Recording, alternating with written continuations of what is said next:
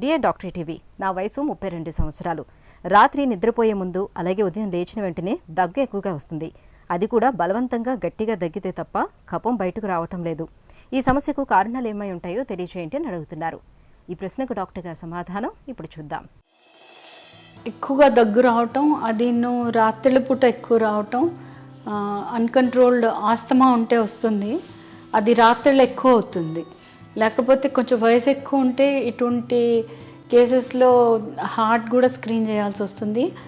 అది heart condition ఏదన్నా ఉంటే పడుకున్నప్పుడు దగ్గు ఎక్కువ అవుతుంది.